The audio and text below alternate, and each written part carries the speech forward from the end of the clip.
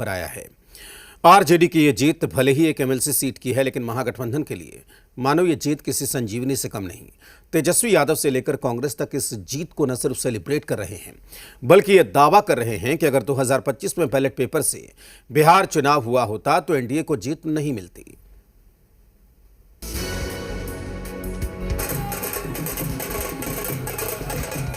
ये आरजेडी प्रत्याशी सोनू राय की जीत का जश्न है।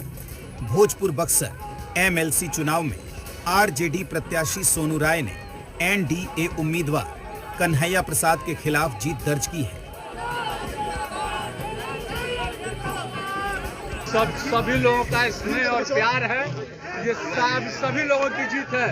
ये हमारी जीत नहीं है। जितने भी अभिभावक हैं, जितने हमारे मतदाता बंधु हैं, सब लोगों का स्नेह और प्यार जिता रहा है। अपने उम्मीदवार सोनू राय को जीत मिलते ही तेजस्वी यादव ने फिर से ईवीएम पर सवाल उठाया है। तेजस्वी यादव बिहार चुनाव 2025 के नतीजों को लेकर कह रहे हैं, पोस्टल बैलेट पेपर की गिनती में हम लोग 150 सीटों पर आगे थे, लेकिन ईवीएम की वजह है हमें हार मिली। आप सब लोग जानते हैं कि ये चुनाव जो है बैलेट पे चुनाव हुआ है, और अगर बैलेट पे चुनाव होगा तो बीजेपी जो है कहीं टिकने वाली नहीं है, एनडीए कहीं भी टिकने वाला नहीं है। अभी विधानसभा का चुनाव खत्म हुआ, राष्ट्रीय जनता दल और महागठबंधन के प्रत्याशी लगभग 150 से भी ज्यादा सीटों पर विजय प्राप्त किए थे, लेकिन सरकार में बैठे लोग मशीन तंत्र, धन तंत्र, छल कपट करके हम लोगों को हराने का काम किया गया।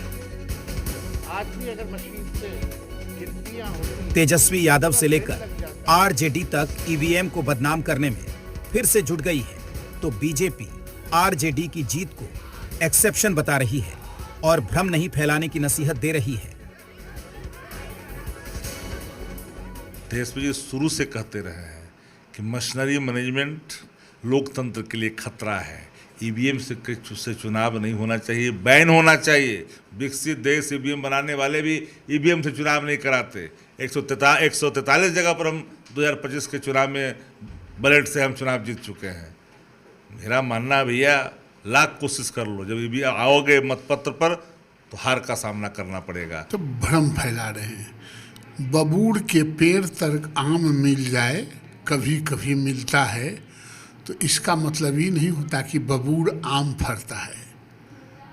कभी कभी एक्सेप्शन हो जाता है, वही एक्सेप्शन में उसकी जांच भी हम लोग करेंगे, लेकिन उसी एक्सेप्शन में आ गया होगा। आरजेडी को क्या पूछने जा रहा है? कांग्रेस भी कह रही है, अगर बिहार चुनाव बैलेट पेपर से हुआ होता तो महागठबंधन जीतता।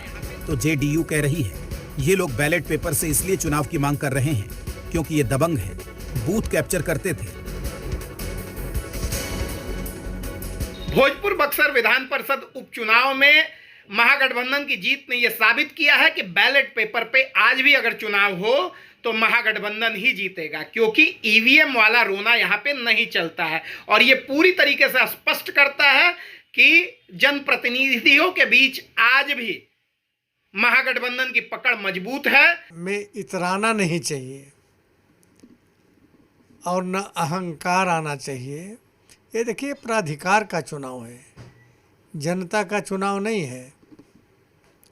जनता जो मतदान करती है वो चुनाव नहीं है।